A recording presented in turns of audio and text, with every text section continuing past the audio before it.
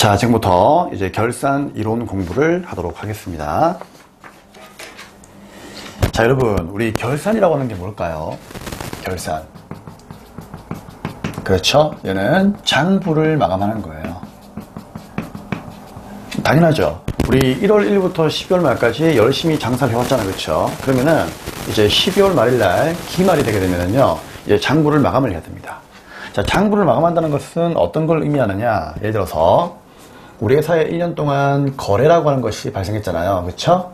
그러면 이 거래를 어떻게 한다? 분기를 했을 것이고요. 분기한 것을 보고 뭐 한다? 전기도 했겠죠.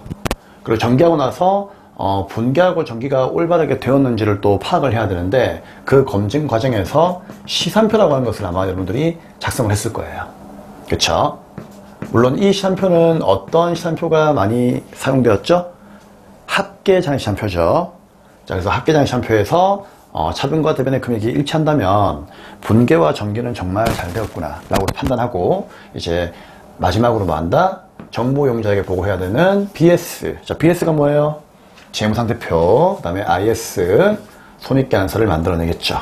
그래서 12월 말일자로 만들어진 최종 보고서, 자, BS와 IS와 같은 이런 재무제표를 만들어내게 되면은 결산이 마무리가 된다라고 보시면 될 것 같습니다. 물론 이제 이 두 개를 합쳐서 재무제표라고 하는데요. 재무제표에는 종류가 좀 더 있죠. 우리 오랜만에 재무제표 종류 한번 불러볼까요? 첫째 뭐 있죠? 쌤이 5가지 암기하라고 했죠? 어떻게 암기해요? 제 손자 현주. 이게 했던 것 같은데, 그쵸? 자, 쟤는 이제 재무상태표고요.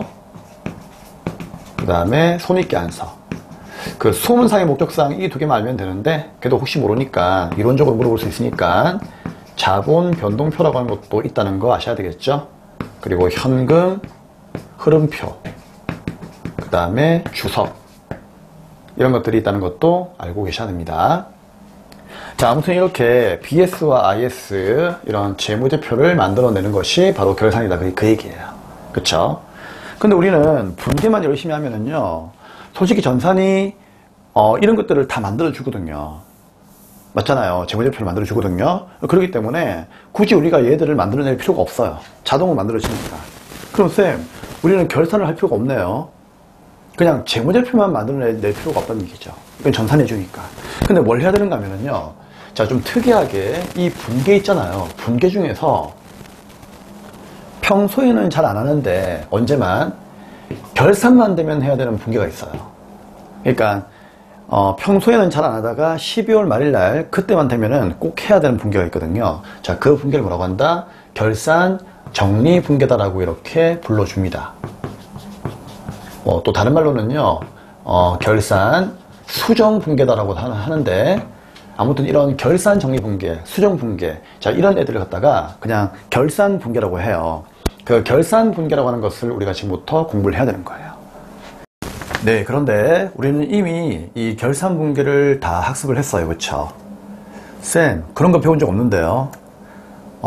배운 적 있어요. 있는데, 단지 걔네들이 결산 분계라고 하는 것을 쌤이 정리하지 않았기 때문에 결산 분계인지를 그냥 몰랐던 거죠.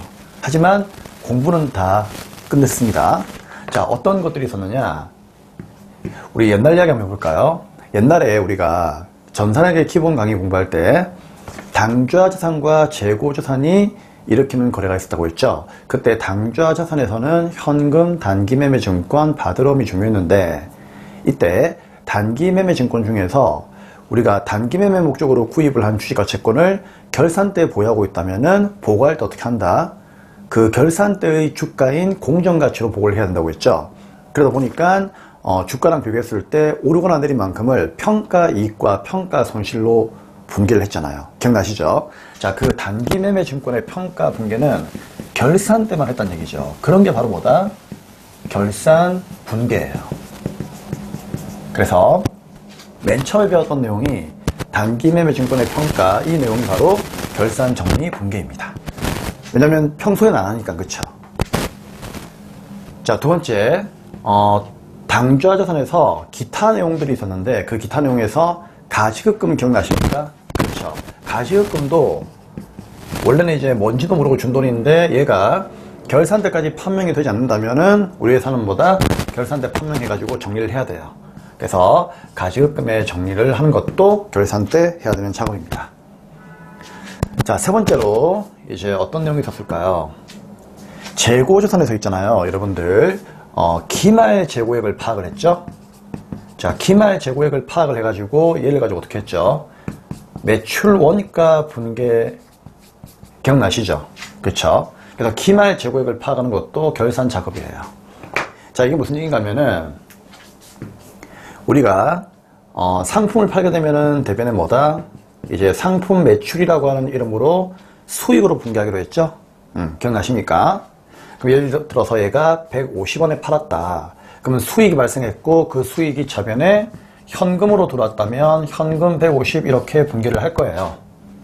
그렇죠? 자, 그런데 우리가 이 분개를 할 때 얘는 원가와 이익을 플러스한 거잖아요. 근데 밑에 뭐다? 원가가 나가는 것도 분개하라고 했죠. 당연히 상품 팔았으니까 상품이라고 하는 자산은 감소하겠죠. 얼마? 얘는 원가니까 이 안에 들어있는 원가로 분개해야 되겠죠? 예를 들어서 원가가 100원이다. 그럼 100원 이렇게 분개하라고 했잖아요. 그죠? 그리고 밑에도 어떻게 한다? 이 100원만큼이 원가니까 얘는 상품을 팔아가지고 생긴 원가, 상품 매출 원가로 분개하라고 했잖아요. 얼마? 100원. 그쵸? 그래서 원래는 뭐다? 팔 때마다 이렇게 두 가지를 다 분개를 해야 되겠죠? 그래서 얘는 뭐다? 수익으로 인식하고 얘는요, 비용으로 인식한다.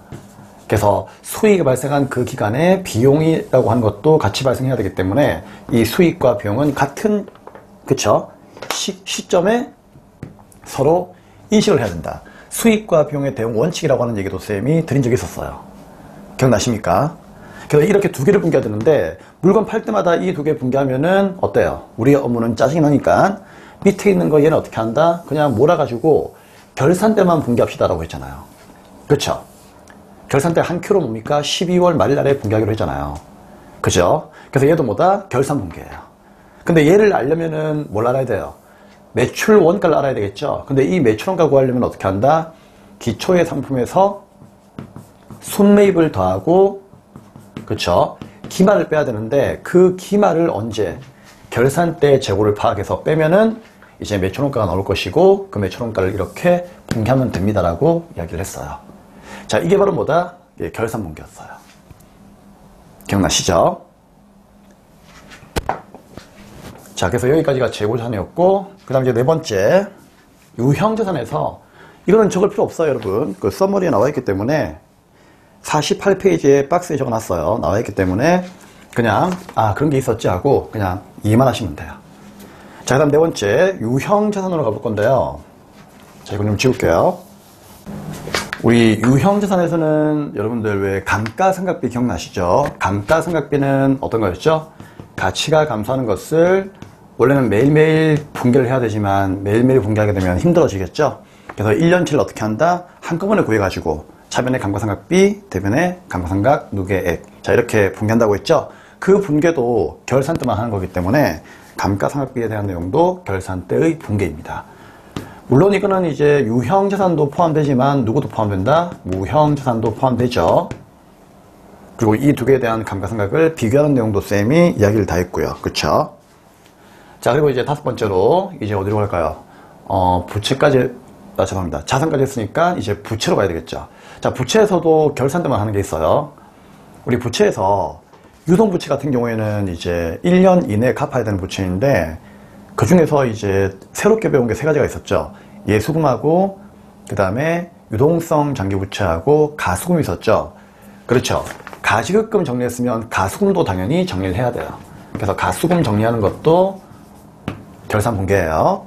물론 그 전에 정리가 다 되었다면 결산 때 분개할 필요는 없는데 있다면 분개하셔야 됩니다. 그리고 이제 하나가 더 있는데 유동성 장기부채 있었죠. 이것은 뭐라고 했죠?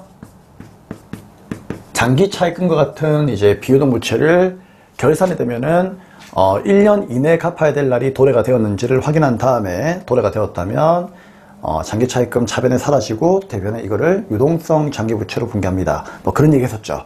네, 그 분개도 바로 결산 때만 파악하는 거기 때문에 결산 분개가 되는 겁니다. 혹시 지금 뭐 생소하거나 그런 건 아니죠, 여러분? 지금 저 혼자 뭐 신나 있는 겁니까? 자, 이해해 주셔야 돼요, 여러분. 네. 자, 다음 7번. 7번까지는 아니고요. 그냥 번호를 붙이는 건데, 원래 이거 외에도 더 있어요. 더 있는데, 그냥 대표적으로 이런 걸 배웠다는 얘기죠. 그 다음에 이제, 비유동부채로 가볼까요? 비유동부채 가면은요, 그 직원들의 1년 동안의 퇴직금을, 그쵸? 모아가지고, 그거에 대해서 어떻게 한다? 우리가 퇴직급여 충당부채를 설정한다라고 얘기했죠? 그래서 퇴직급여 충당부채를 줄여서 퇴충이다라고 이렇게 이야기를 했잖아요. 그래서 이렇게 퇴충의 설정, 퇴직급여 충당부채 설정도 언제만 한다? 그렇죠. 결산 때만 하기 때문에 얘도 결산 분계로 보셔야 됩니다. 그리고 이제 수익과 비용으로 좀 가볼까요? 수익과 비용에서 우리 외화에 대한 거래, 공부한 적 있었죠? 외화 환산 이익, 외화 환산 손실, 그리고 외환 차익과 외환 차손인데, 외환 차익과 외환 차손은 평소에도 발생하는 거기 때문에 걔네들은 결산 분계가 아니에요. 하지만 외화도 매일매일 환율이 오르고 내리기 때문에 결산되면은 누구처럼? 단기 매매 증권의 평가처럼 어떻게 한다? 얘도 외화도 나중에는 결산대 평가를 해야 돼요. 그럼 평가했을 때 외화 평가 이익이나 평가 손실이 나오면은 외화 환산 이익이나 외화 환산 손실로 쌤이 분계합니다라고 이야기를 했을 거예요. 기억나시죠? 그래서 외화의 평가, 걔네들도 당연히 뭐다? 결산 분계가 되는 겁니다. 그리고 마지막으로 이제 또 뭐가 있는가 하면은요, 이제 결산 때만 하는 것 중에서 누가 있었죠? 법인세. 수익 비용에서 같이 배웠죠? 법인세를 우리가 비용으로 분계하는 것도 결산 때만 분계합니다라고 얘기했죠. 자, 하나만 더 할까요? 근데 그 전에 만약에 선납세금이라고 하는 게 있었다. 기억나십니까? 법인세를 미리 납부한 거죠. 그래서 선납세금은 쌤이 두 가지가 있었다고 했잖아요. 첫째는 뭐다? 중간 예납액. 기억나시죠? 그리고 두 번째는 미리 떼인 거죠. 원천 징수 당한 거. 그래서 이렇게 미리 세금을 떼이게 되면은요, 나중에 내야 되는 법인세를 미리 세금으로 떼었기 때문에 선납세금으로 분계한다고 했죠. 근데 이 선납세금은 나중에 뭐다? 법인세 비용 분계할 때 법인세에서 빼야 되는 거죠. 그렇기 때문에 얘네들도 전부 다 결산 때 하는 거니까 결산 분계가 된다, 그런 얘기예요. 그래서 이 정도 이해를 하셨으면요, 정말 지금까지 복습 잘 하신 거예요. 자, 혹시나 선생님 좀 생소한데요, 그러신 분들은 어쩔 수 없습니다. 다시 한 번 더 반복을 해주셔야 됩니다. 네. 그래서 이런 것들이 전부 다 결산 분계예요. 그래서 얘들은 배웠으니까 쌤이 뭐 더 이상 이야기를 하진 않겠습니다. 자, 그런데 여기서 플러스로 이제 추가해야 될 내용들이 있어요. 이제 그 내용을 좀 배우셔야 됩니다. 자, 그런 내용들이 어떤 내용들이 있느냐. 자, 잠시 여러분께 좀 안내해 드리면은, 네, 첫 번째로 뭔지 모르겠지만 다 공부할 거예요. 수익과 비용의 이연이라고 하는 게 있고요. 두 번째는 수익과 비용의 예상이라고 하는 게 있어요. 뭔지 모르겠지만 다 배울 겁니다. 그냥 이런 게 있구나 정도만. 세 번째는 이제 소모품의 처리라고 하는 게 있는데, 자, 이것도 이제 공부를 해야 되고, 그 다음에 네 번째는 누구죠? 네, 그렇죠. 현금 과부족이라고 하는 아이가 있는데, 자, 이 내용까지 공부를 하셔야 됩니다. 그래서 이번 시간에는 수익과 비용의 이연과 예상을 먼저 공부할 거고요. 다음 강의에서 이거 두 개 마무리 하시면은 결산 이론도 끝이 납니다. 그러면은 웬만한 뭐 결산 실무 내용은요, 거의 다 막히지 않고 풀 수 있지 않을까 하는 그런 생각이 들어요. 자, 잠시 후에 공부하도록 하고요. 먼저 수익과 비용의 이연과 예상, 요 두 개부터 공부를 하겠습니다. 수업머리 49페이지 3번에 있는 수익과 비용의 이연을 먼저 공부할 거고요. 그 다음에 예상은 4번에서 공부를 하도록 하겠습니다. 자, 칠판 잠시 치우고 3번 보도록 하겠습니다. 자, 우리가 이제 수익과 비용의 이연을 먼저 배우고 그 다음에 발생을 공부하셔야 되는데요. 즉 49페이지에 3번과 4번 내용을 공부하셔야 되는데, 얘네들을 공부하기 전에 여러분들이 먼저 무엇을 공부해야 되느냐? 발생주의라고 하는 거에 대해서 먼저 공부를 하셔야 돼요. 자, 잘 들어요. 우리 회계의 기준에서는요, 수익과 비용은 무조건 뭐다? 발생주의에 의해서 장부에 기록을 해야 됩니다.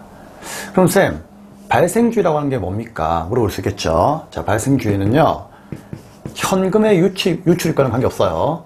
발생한 그 회계 연도에, 이게 발생한 회계 연도라고 할까요? 그냥? 네. 발생한 회계 연도의 수익과 비용을 인식하자, 그 얘기예요. 아시겠죠?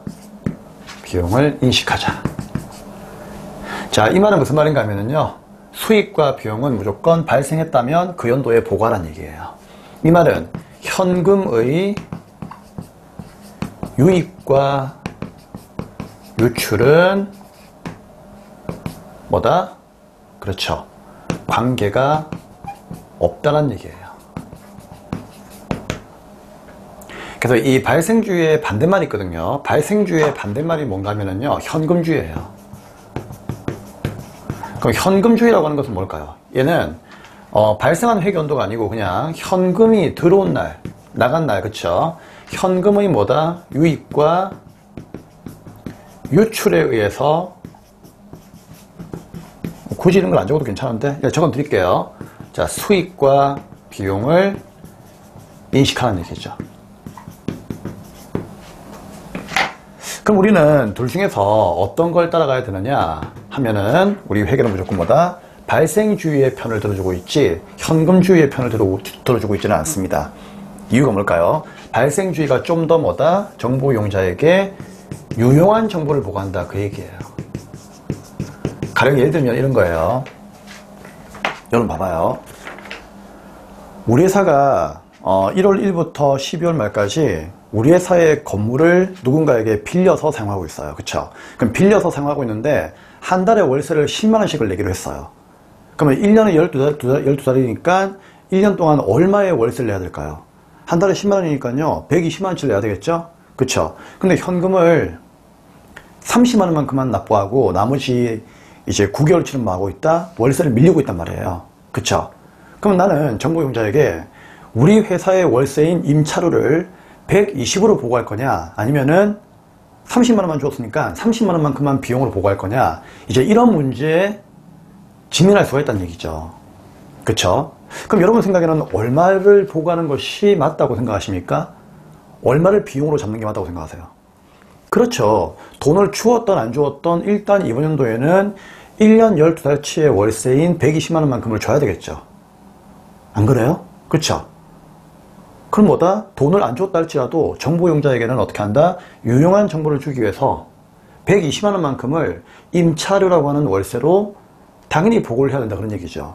그래서 120만원만큼을 발생한 그 연도의 수익과 비용을 어떻게 한다? 무조건 인식해가지고 보고하는 뜻이에요. 이게 발생주의예요. 즉 현금의 유입과 유출하고는 관계가 없다는 얘기죠. 이해할 수 있겠죠? 근데 현금주의는 뭔가 하면은, 현금주의는 반대예요. 발생이 중요한 게 아니고 그냥 돈은 3개월치만 주었으니까 3개월치만 임차료로 보고하고 나머지 9개월치는 뭐다? 그냥 무시하자, 그런 주의예요. 그렇죠? 자, 이런 주의는 유용한 정보를 줄 수가 없기 때문에 정보용자가 좋아하지 않습니다. 그래서 우리의 회계는 전부 다 뭐다? 발생주의로 따라간다는 것을 이해하시면 되는 거예요. 자, 그러면 지금부터 이제 발생주의와 현금주의에 대해서 공부를 했는데요. 우리는 발생주의로 따라간다는 거, 이것만 딱 기억하시면은 이 내용들은 쉽습니다. 하지만 현금주의라고 하는 것이 또 있다는 것을 꼭 기억하세요. 그러니까 현금주의는 이제 무조건 무시하는 건 아니고요. 이것도 이 현금주의도 우리 정보용자들이 또 알고 있어야 되기 때문에 현금주의에 의해 가지고 장부를 기록하는 경우도 있어요. 자, 그때 작성하는 표의 이름이 바로 현금 흐름표입니다. 여러분 저 현금 흐름표 들어봤죠? 재무제표에 4가지 누가 있었죠? 재무상태표, 5가지 누가 있었죠? 재무상태표, 손익계산서, 자본변동표, 현금 흐름표, 주석. 그렇죠. 그래도 정보용자는 현금주의에 대해서 알고 싶어 하거든요. 야, 발생주의가 원래 기본이지만 현금주의도 알고 싶어. 그럼 현금주의에 의해서도 보고서 하나를 만들어 달라, 그런 얘기죠. 그래서 이 현금주의에 의해서 보고서가 작성되는 것을 현금 흐름표다라고 이렇게 불러주는 겁니다. 자, 참고하시고요. 자, 그러면 이제 상급비용하고 선수익에 관한 수익과 비용의 이연부터 공부할 건데, 자, 이 내용들을 좀 지우겠습니다. 네, 그러면 이제 3번에 있는 수익과 비용의 이연부터 보도록 하겠습니다. 여기에서 여러분들이 공부해야 될 내용은 두 가지예요. 첫째는 선급비용이 있고요. 둘째는 선수수익이 있어요. 근데 선급금하고 선수금하고는 좀 차이가 있어요. 선급금과 선수금은 계약금을 주고 계약금을 받은 거에 대해서만 사용하는 거고, 얘는 걔네들하고 의미가 약간 달라요. 자, 하지만 선급금이라고 하는 것은 먼저 준 거죠. 그러면 여기도 선급이란 말이 들어있죠. 그래서 우리 회계에서 선급보다 먼저 준 거예요. 먼저 준 거는 무조건 내 거예요. 우리 회계는 무조건 선급을 자산으로 보기 때문에 선급 비용은 자산이다라고 인식을 하셔야 됩니다. 그럼 당연히 선수금은 부채이니까 선수수익도 부채가 되겠죠. 얘도 부채입니다. 굳이 분류를 정확히 표현한다면은 얘는 뭐다? 네, 당좌 자산이고요. 얘는 네, 유동부채예요. 자, 그렇게만 이해하시면 되겠습니다. 그러면 선급 비용을 먼저 공부하고요. 그 다음에 선수익을 잠시 후에 공부할게요. 이거는 분계를 문제를 풀어봐야만 알 수가 있기 때문에 밑에 있는 실전 분계를 보도록 하겠습니다. 자, 수익과 비용에 이은 첫 번째 실전 분계 보도록 할게요. 4월 1일 날 돼 있죠? 이때부터 분계를 해볼게요. 자, 보험료 12개월분 120만원만큼을 현금으로 주었습니다. 언제? 날짜가 중요합니다. 4월 1일이죠? 그러면 4월 1일 날 보험료를 현금으로 주었으니까 뭐 이 정도의 분계는 이제 쉽죠. 차변에 보험료 얼마 120만원 이렇게 분계했을 거고요. 그리고 대변에 뭐다? 현금으로 얼마 120만원 이렇게 분계를 했을 거다 그 얘기예요. 그쵸? 자, 그런데 12월 31일 날에 보험료 미경과분을 계상하다라고 나와 있습니다. 이제 이게 결산 분계예요. 그럼 이제 여러분들은 12월 31일 날에 어떻게 분계하는지 이제 여기에 집중을 하셔야 됩니다. 자, 여기에서 보험료 미경과라고 하는 말이 나와 있죠. 자, 우리 앞으로 경과라고 하는 말이 있고요. 미경과라고 하는 말이 있을 건데 그냥 쉽게 생각하세요. 경과는요, 단기분을 의미하는 겁니다.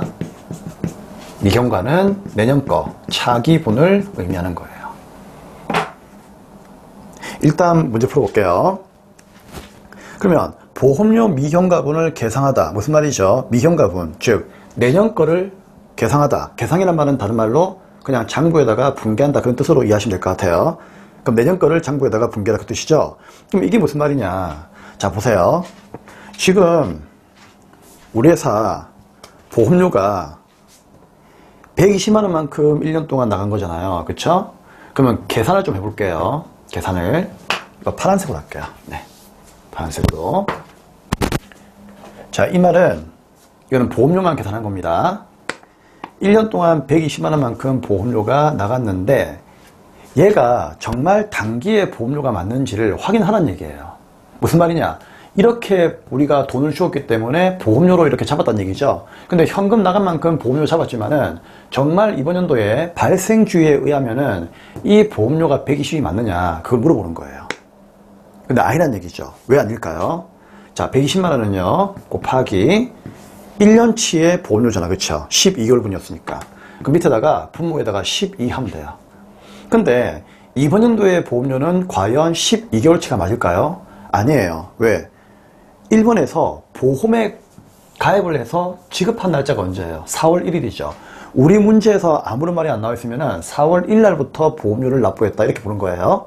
이해할 수 있겠죠? 그러면 4월 1일부터 보험료를 납부했으니까 4월 1일부터 이번 연도가 끝난 날이 언제이다? 12월 말일이니까 12월 31일까지만 보험료로 인식하는 얘기죠. 그러면 새롭게 우리가 보험료를 구해보니까 얼마가 나온다? 자, 볼까요? 4월 1일이죠? 4, 5, 6, 7, 8, 9, 10, 11, 12 몇 개월이에요? 9개월치가 나오는 거죠? 그러면 이 말은 120만원 곱하기 12분의 9니까 결국은 얼마 나오는 겁니까? 90만원 나오는 거죠. 그러니까 발생주에 의하면은 90만원이 단기의 보험료다 이래 보는 거예요. 왜? 4월 1일부터 가입했으니까. 그쵸? 그럼 얘를 어떻게 한다? 90만원으로 우리가 분계를 했어야 되는 건데 현금을 120을 주는 바람에 90이 아니라 얼마? 120을 분계했다는 얘기죠. 그쵸? 그러면 선생님이 어떻게 해야 돼요? 얘를 90으로 만들어줘야 돼요. 그럼 얘를 90으로 만들려면 어떻게 한다? 여기에서 90만 남기고 나머지 얼마? 30을 빼야 돼요. 그러면 대변에 뭐가 사라진다? 보험료라고 하는 비용이 사라집니다. 자, 여러분, 우리 비용의 발생은 차변이죠. 근데 비용의 취소가 있거든요. 취소. 그럼 비용의 발생은 차변이니까 취소할 때는 어떻게 하면 된다? 대변으로 보내버리면 됩니다. 그럼 얼마를 취소해야 돼요? 30만 원. 그럼 쌤, 이거 뭘로 분개해요? 그럼 결국 이 30만 원만큼은요, 미경과다 그런 얘기죠. 즉 언제 거다? 내년 거란 얘기예요. 쌤이 그림을 한번 보여드릴까요? 자, 여기가 단기고 여기가 차기인데 우리가 보험에 가입한 날은 1월 1일이 아니라 4월 1일이에요. 그러면 4월 1일 날 어떻게 했다? 1년 12달치를 갖다가 주었다는 얘기죠. 그러면 4월 1일부터 12달이 되는 시점은 언제입니까? 다음 연도? 그렇죠. 3월 31일이죠. 근데 회계는 무슨 주의다? 발생주의이기 때문에 단기에 발생한 이 부분만 비용으로 잡아야 돼요. 그럼 이게 몇 개월이라는 얘기입니까, 여러분? 12월 말까지니까 이게 몇 개월이다? 9개월이라는 얘기잖아요. 9개월. 9개월치만 보험료라고 하는 비용으로 잡는 게 맞다는 얘기예요.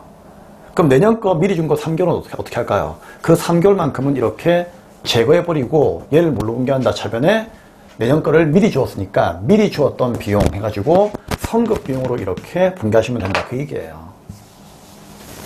어려운 내용이 아니죠, 여러분. 선급 비용. 얼마? 30만 원이 되는 겁니다. 끝이에요. 그래서 항상 우리가 회사에 가면은요, 아무리 보험료를, 그렇죠, 얼마를 주었다라고 할지라도 정확히 단기에 보험료를 구해야 될 필요가 있다 그런 얘기죠. 그래가지고 너무나 많이 주었다면 어떻게 한다? 많이 준 만큼은 대변의 비용을 취소시켜버린 거예요. 취소. 이 말을 뭐라고 한다? 비용의 소멸이라고 합니다. 소멸. 아시겠죠? 비용의 소멸을 시키고 그 다음에 얘를 어떻게 한다? 내년 걸 미리 주었으니까 상급 비용으로 이렇게 분개하라 그 얘기예요. 어려운 거 아니죠? 그림으로 이해를 하시면 되겠습니다. 이만큼이 상급분이에요. 근데 가만히 들어보니까 쉬운 내용이죠? 그쵸? 근데 이게 시험장 가면은요, 완전 어려워요. 그렇기 때문에 이 내용을 여러분들이 여러 번 복습을 하셔야 됩니다. 그래서 여기는 이 분계가 우리한테 결산 분계가 되는 것이고 이 분계를 꼭 이해를 하셔야 돼요. 됐습니다. 이렇게 해서 상급비용에 대한 수업은 끝내도록 하겠습니다. 자, 그럼 이거 좀 지우고요. 이제 두 번째 선수 수익에 대해서 이야기를 하도록 할게요. 자, 이제 문제 밑에 거 볼까요? 자, 실전 문제 하나 더 있죠. 자, 위에 거는 실전 문제 1번이고요. 밑에 게 실전 문제 2번인데, 자, 2번을 보겠습니다. 먼저 3월 1일부터 볼게요. 자, 3월 1일 날 임대료 12개월분 120만원 만큼을 현금으로 수령받았습니다. 그럼 차변은 뭐다? 돈 들어왔네요. 현금 얼마? 120만원. 그래서 일단 우리 회사 경리는 뭐다? 돈 들어왔으니까, 그쵸? 그냥 대변에다가 이거 월세네, 그쵸? 임대료라고 하는 수익으로 120 이렇게 그냥 분개해버렸다는 얘기죠. 언제? 3월 1일 날에. 자, 우리 시험 문제에서는요, 아무런 말이 없으면 이 세입자가 3월 1일부터 이제 월세를 사는구나, 이렇게 이해를 하시면 되는 거예요. 그럼 3월 1일 날에 이제 우리 세입자가 이렇게 월세를 처음으로 들어와가지고 12개월치를 먼저 우리한테 월세를 한꺼번에 주더라는 얘기죠. 참고로 월세는 여러분들 매월마다 내는 건데, 우리 상가 같은 경우에는요, 1년치, 2년치를 한 번에 주는 경우도 있어요. 정말이에요, 여러분. 그런 거 많아요. 자, 그래서 이렇게 받았는데, 이렇게 분개해버리면 뭐다? 이거는 현금주예요. 왜? 그냥 현금 들어온 만큼 그냥 수익 잡아버린 거죠. 그렇죠? 현금주인데, 우리 회계는 발생주예요. 그래서 밑에 보니까 12월 말일날 뭐라 되어 있습니까? 정리해라, 그 얘기죠. 그래서 이게 바로 뭐다? 정리분개예요, 정리분개. 자, 어떻게 정리하랍니까? 임대료 미경과분을 계산하다 그 얘기죠. 미경과가 뭐라고요? 아직까지 기간이 경과하지 않았죠? 내년 거란 얘기예요. 자, 쌤이 다시 한번 그림 그려줄게요. 어디에? 여기다 그릴까? 여기다 그릴까요? 네. 그러니까 단기가 있죠, 단기가. 여기 차기가 있죠. 자, 세입자가 언제 들어왔어요? 저기에 3월 1일 날 들어왔단 말이에요. 3월 1일 날. 그쵸? 근데 얘가 12개월치를 다 주더란 얘기죠. 그럼 3월 1일부터 12개월이면은 내년 언제까지예요? 내년 2월 28일까지잖아요. 그쵸? 그럼 이게 12개월치다 그런 얘기예요. 근데 회계라고 하는 것은 뭐다? 단기에 일어난 내용에 대해서만 보고해야 되는 거기 때문에 단기는 1월 1일부터 언제까지입니까? 12월 말까지죠. 1년 12달 동안만 우리가 회계해가지고 12월 말날에 보고해야 되는 거잖아요. 그러면 12월 말일날 되면은 단기의 임대료는 과연 12개월치로 볼 수가 있느냐 그 얘기예요. 만약에 이 세입자가 1월 1일 날 들어왔다면요, 그때는 당연히 120만 원이 맞아요. 근데 3월 1일 날 들어왔기 때문에 3월 1일부터 언제까지? 12월 말까지만 계산을 하셔야 되는 겁니다. 그쵸? 그러면 3월 1일부터 12월 말까지만 몇 개월이에요? 3, 4, 5, 6, 7, 8, 9, 10, 11, 12. 그냥 손가락으로 세하는 게 더 빨라요. 아시겠죠? 괜찮아요. 시간 충분해요. 그러면 10개월치만 뭐가 된다? 10개월치만 단기의 월세가 되는 거죠. 맞죠? 그러면 이 10개월치를 뭐라고 하는지 아십니까, 여러분? 이 10개월치를 다른 말로 기간이 경과했다라고 이야기를 하는 거예요. 이 10개월치를 경과라고 하는 경과. 경과란 말이 무슨 말이에요, 여러분? 경과가. 그렇죠. 3월 1일부터 12월 말까지는 이제 이 비용에 대한 그 금액이 단기분으로서 이렇게 경과가 되었으니까 얘만 비용으로 보겠다, 얘만 수익으로 보겠다 그 뜻이에요. 그렇죠. 근데 뒤에 거 몇 개월, 2달치를 미리 받았죠? 2달치의 월세를 또 받았죠? 그렇죠. 그럼 이거는 뭡니까? 아직 월세의 기간이 경과하지 않았잖아요. 그렇죠. 12개월치를 받긴 받았는데 아직까지 2달은 뭐다? 월세의 기간이 경과하지 않았다는 얘기죠. 이걸 뭐라고 한다? 미경과라고 해요. 그래서 이 미경과는 결국 뭐예요? 무엇을 의미한다? 차기분을 의미한다. 그러니 그 얘기죠. 내년 거 아시겠죠? 그러니까 내년 거를 이제 인식하라는 얘기죠. 그래서 내년 거를 한번 구해보도록 하겠습니다. 자, 얼마예요? 일단 120만 원 받았죠? 곱하기 몇 개월치예요? 12개월치예요. 만약에 6개월치 받았으면요 6분의 해야 돼요. 근데 12개월치니까 12분의 해야 되는 거죠. 그럼 여기서 이거 나누면은 한 달에 얼마? 10만 원이죠? 근데 그게 언제부터예요? 3월 1일부터 언제까지? 12월 말까지잖아. 그렇죠? 그러면 3, 4, 5, 6, 7, 8, 9, 10, 11, 12 10개월 동안 뭡니까? 살았으니까 10개월 동안이 단기의 월세가 되는 거죠. 얼마입니까? 100만 원이다 그 얘기죠. 그러면 여기에 있어야 되는 이 임대료는요 120이 아니라 100만 원으로 분개하는 게 맞다 그런 얘기죠. 근데 120으로 분개했으니까 어떻게 한다? 20을 취소해야 되겠죠? 똑같아요. 비용은 차변이죠. 차변. 그렇죠? 차변. 그렇죠? 취소하면은요 대변. 그러면 수익은 IS 어디예요? 대변이죠. 그러면 수익을 취소하면은요 차변. 그래서 차변에 뭐다? 100만 원 남기고 나머지 얼마? 20만 빼면 되는 거예요. 그래서 차변에 뭐다? 임대료 20만 원만큼의 수익을 소멸시키면 되는 겁니다. 소멸. 취소시키면 된다 그런 얘기죠. 똑같은 말이에요. 아시겠죠? 그럼 선생님 얘는 대변에 어떻게 분개하는 겁니까? 결국에는 뭐죠? 내년 거를 미리 받은 거잖아요. 그쵸? 그래서 먼저 받았다 해가지고 선수 수익으로 분개하면 되는 겁니다. 얼마? 20만 원. 끝이에요. 그럼 결론. 결국은 선급비용과 선수수익을 왜 이연이라고 불러준지 아시겠죠? 그렇죠. 얘는 뭐다? 너무나 많이 주었거나 얘는요 너무나 많이 받아가지고 걔들 어떻게 한다? 다음 연도 거니까 다음 연도로 이월시키기 위해 가지고 다음 연도로 넘기기 위해 가지고 잠시 뭐다? 선급비용, 선수수익 이런 이름으로 그냥 분개를 해버리는 거예요. 그래서 이연이란 말은 그 연도를 다음 연도로 이월시킨다는 뜻이에요. 넘긴다. 다음 연도로 넘기는 걸 뭐라고 한다? 이연이라고 합니다. 그래서 이만큼은 다음 연도 거니까 다음 연도로 넘길 거야. 그래가지고 임대료를 빼는 거죠. 이해되겠죠? 그러면 참고로 죄송합니다 여러분. 네. 너무 열정이 좀 깊었어요. 자, 이해해주세요. 그래서 참고로 그래서 이거 하나 기억하세요. 그럼 만약에 다음 연도가 되겠죠. 그러면 다음 연도가 되어버리면은 이제 뭐 예를 들어서 2월 28일 날이 되었다. 그럼 어떻게 할까요? 이제 다음 연도 차기죠. 차기 되면 어떻게 한다? 이제 이 선수 수익은 이제 더 이상 선수가 아니죠. 왜냐면은 다음 연도 입장에서는 얘가 다음 연도 거니까. 그렇죠? 그럼 다음 연도에는 어떻게 한다?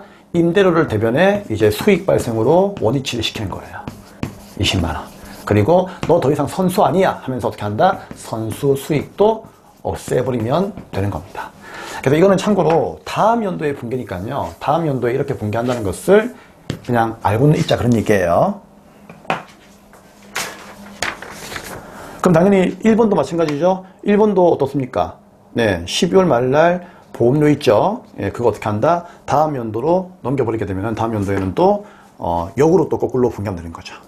이런 식으로. 자, 이렇게 해서 수익과 비용의 이연에 대한 수업은 마무리를 하도록 하겠습니다. 그래서 우리한테는 요 분계가 결산 분계니까 이게 중요하다는 얘기예요. 아시겠죠? 자, 이연이 이해가 되었다면요, 이제 발생은 굉장히 쉬워요. 예상은 쉬워요. 자, 이제 예상 보겠습니다. 칠판을 좀 지우겠습니다. 네. 자, 이제 4번에 있는 수익과 비용의 발생.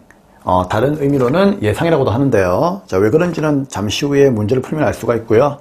자, 이 내용을 공부할 건데, 여기서는, 또 두 가지 내용의 과목을 공부할 겁니다. 하나는 미수수익이고요. 하나는 미지급비용입니다. 미수수익은 받지 아니한 거죠. 그럼 받아야죠. 받을 건 누구 거? 내 거. 당연히 자산이 되겠습니다. 미수금하고 좀 비슷한 의미예요. 그래서 얘는 어떤 자산? 당좌 자산에 속하고요. 미지급 비용은 당연히 지급하지 않았으니까 부채가 되겠죠. 얘는 유동부채가 되겠습니다. 그러면 수익과 비용의 이연과는 어떻게 다른지를 좀 볼 건데, 수익과 비용의 이연은 간단하죠. 우리가 너무 많이 주었거나 너무 많이 받아가지고, 맞죠? 너무 이렇게 과한 부분을 이연시킨다고 수익과 비용에서 그냥 빼버린 거죠. 근데 얘들은요, 반대예요. 너무나 적게 받았고요. 적게 주었기 때문에 얘들은 오히려 뭐다? 수익과 비용을 취소하는 게 아니고 수익과 비용을 발생을 시켜야 돼요. 아시겠죠? 그래서 발생 또는 예상이라고 하는데, 자, 어떻게 우리가 구하는지 일단 문제를 좀 풀면서 이해를 도와드리겠습니다. 그러니까 한마디로 얘기하면요, 얘네들은 그 연체시키거나 연체당하고 있는 거예요. 연체.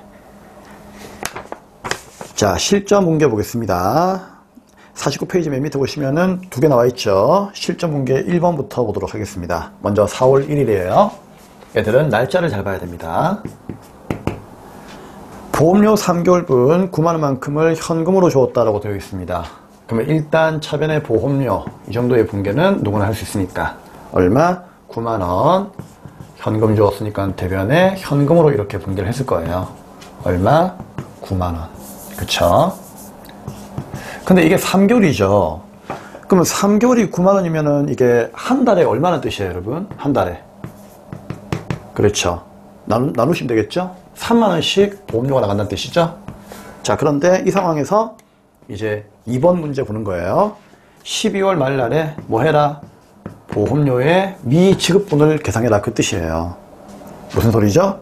네. 지급하지 아니한 게 있으니까 걔를 빨리 어떻게 한다? 계산해가지고 장부에다가 붕괴하라는 얘기예요. 그럼 볼까요? 자, 이제 계산식을 선생님이 써드릴게요. 우리 회사가 한 달에 보험료를 얼마? 3만원만큼을 내야 되겠죠. 그러면 이번 연도에 정확한 보험료가 얼마일까요? 보험료를 1월달부터 가입한 게 아니죠. 여기에 4월 1일이라고 되어 있으니까 4월 1일부터 가입했다 이렇게 보는 거예요. 그러면 이번 연도에는 못해도 보험을 해지하지 않았다면 4월 1일부터 12월 말까지는 납부를 해야 되는 거죠. 그럼 이거 몇 개월이에요?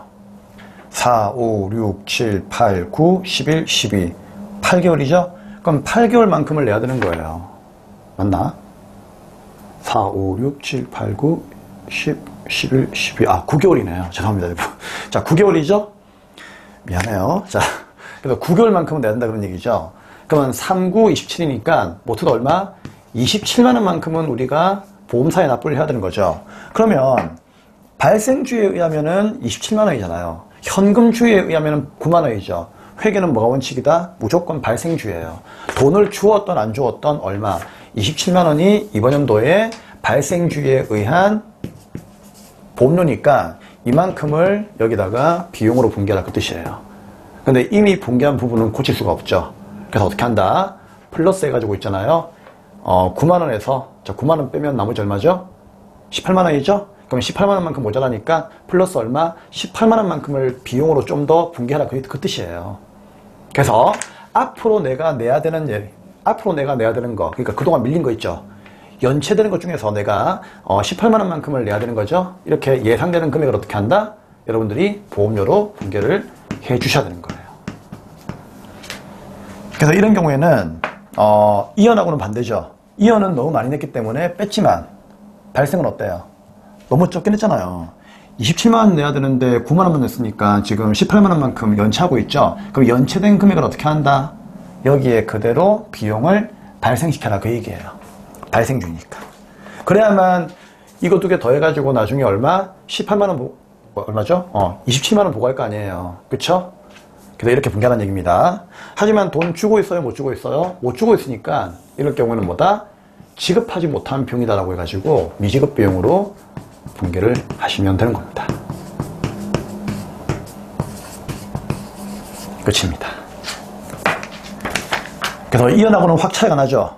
이연은 어땠어요? 이연은 너무 많이 주고, 맞죠? 너무 많이 받아가지고 오히려 수익과 비용을 거꾸로 뺐는데 얘는 아예 뭐다? 못 주고 있으니까 못 주더라도 27만원만큼을 맞추기 위해서 어떻게 한다? 더해주고 있는 거죠. 즉 비용을 발생시키고 있는 거죠. 그리고 얼마만큼 발생이 예상됩니까? 18만원만큼 발생이 예상되는 거죠. 그래서 이렇게 예상되는 금액을 이렇게 발생을 시키는 거예요. 하지만 아직까지 못 주고 내가 연체하고 있으니까 미지급 비용으로 분개를 하는 거죠. 끝입니다, 여러분. 그래서 우리 결산 문제에서는 이제 요 분개가 시험 문제 출제가 되니까 이 분개를 잘 이해하셔야 되는 거죠. 근데 쌤하고 하니까 쉽죠? 쉬워요. 저도 그랬거든요. 저는 아예 이해를 못했어요. 하지만 쉽게 쌤이 설명을 해드렸기 때문에 이해는 될 거예요. 근데 이게 막상 시험장 가잖아요. 기억이 안 나요.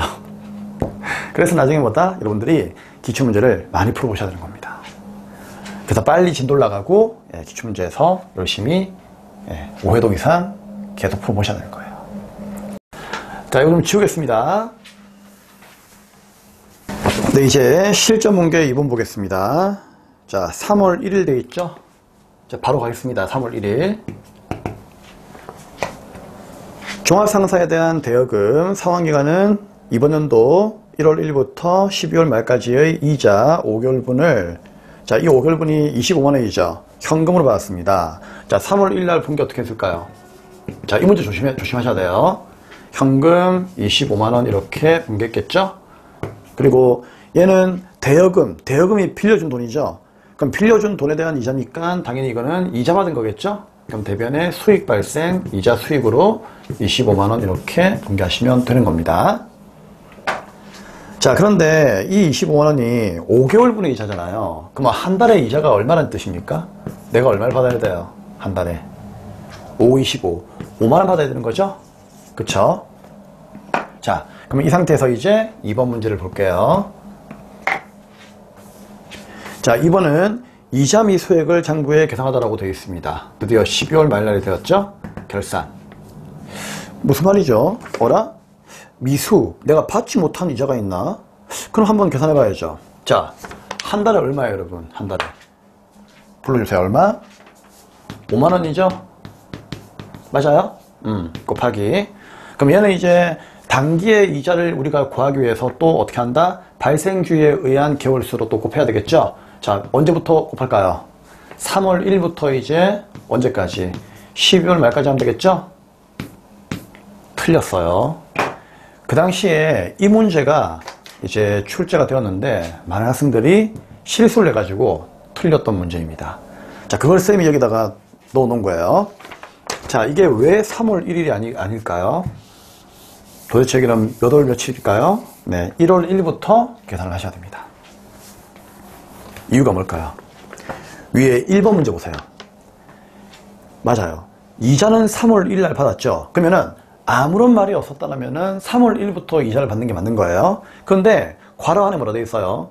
종합상사에다가 돈을 빌려주었는데 상환기간은 언제부터예요? 1월 1일부터 12월 말까지죠. 그러면 이자는 3월 달에 들어왔지만 실제로 우리가 이자를 받아야 되는 그 개월은 언제부터 시작을 해야 되는 겁니까? 1월 1일 날 빌려줬으니까 1월 1일부터 살려야 되는 거죠. 파란색인데. 잠시만요. 맞죠? 그래서 여기에 속으시면 안 돼요. 아시겠죠? 이때 물론 이자가 일부 들어왔지만 우리가 돈을 빌려준 날짜는 언제이다? 1월 1일부터라고요. 그럼 1월 1일부터 12월 말까지의 이자를 계산해야 되는 거예요. 그러면 5만원 곱하기 1년치니까요. 12개월이죠? 얼마입니까? 5일은 5, 5, 20, 60만원만큼이 단기에 내가 받아야 되는 이자 수익이다, 그 얘기예요. 그쵸? 근데 나한테 돈 빌려간 그 사람은 3월 1일 날 얼마? 25만원만큼만 현금 지어주고 그 뒤로 뭐다? 소식이 없는 거예요. 그쵸? 그럼 우리는 정부용자한테 현금 25만원 받았으니까 이자 수익은 25만원입니다 라고 이렇게 IS 손익계산서에 보고를 해야 될까요? 그건 안 되죠. 왜? 현금 받은 만큼만 보고하면 현금주의잖아요. 회계는 현금주의가 아니라니까. 발생주의.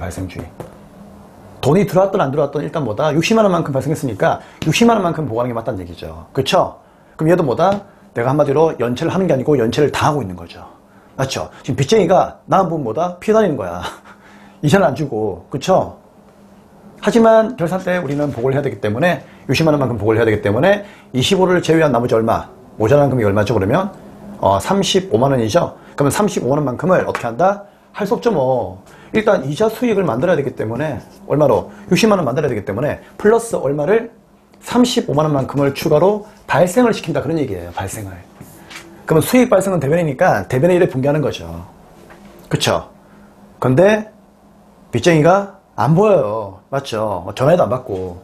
그럼 어떻게 한다? 일단 결산해야 되니까 차변에 할 수 없이 받지 못한 수익이에요 하면서 미수수익으로 이렇게 분개하는 거죠. 그쵸?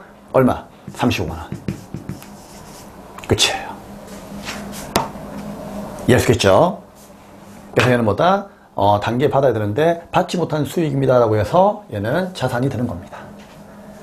그리고 이렇게 추가적인 분기를 해줘야만 요 두 개 만나가지고 60이 보고되는 거죠. 맞잖아요. 그리고 우리 시험 문제에서는 뭐다? 이 분기를 물어보는 문제가 나온단 말이에요. 물론 이것도 나오죠. 근데 이건 어떻게 한다? 결산 문제에서 나오기 때문에 이 결산 분기를 여러분들이 꼭 이해를 하셔야 되는 겁니다. 하지만 늘 얘기하죠. 쌤하고 하면은 이해가 돼요. 혼자서 하면은요 이해가 안 돼요. 그쵸? 그렇기 때문에 잊어버리시기 전에 빨리 뭐다? 복습을 하고 또 3일 뒤에 복습하고 4일 뒤에 복습하고 일주일 뒤에 2주 뒤에 복습하고 최소한 5번은 복습을 해야 되는 거예요. 네, 이렇게 해서 여기 있는 실전 문제 2번 문제도 마무리를 하도록 하겠습니다. 그래서 결국은 수익과 비용의 발생은요 거꾸로죠. 너무나 작게 주었거나 너무나 작게 받아가지고 그렇죠? 그렇게 작게 받은 만큼을 어떻게 한다? 수익 비용을 발생을 시키고 맞죠? 못 받은 건 미수수익으로 못 준 거는 미지급 비용으로 이렇게 분개하는 작업을 발생이다라고 이야기를 하는 거예요. 끝입니다 여러분. 자, 우리 시험 문제에서 전산회계 1급뿐만 아니고 전산 세무까지 수익과 비용의 이연과 예상은 늘 따라다니니까 꼭 공부를 하셔야 됩니다. 네, 다 했네요. 자, 그리고 쌤이 이제 다음 내용에서 그 다음 페이지죠? 네, 50페이지. 이제 소모품에 관한 분개하고요. 현금 가구적 분개해야 되는데 시간이 좀 되었으니까 좀 쉬었다가 네, 다음 강에서 마무리하도록 하겠습니다. 네, 조금만 더 파이팅 하겠습니다.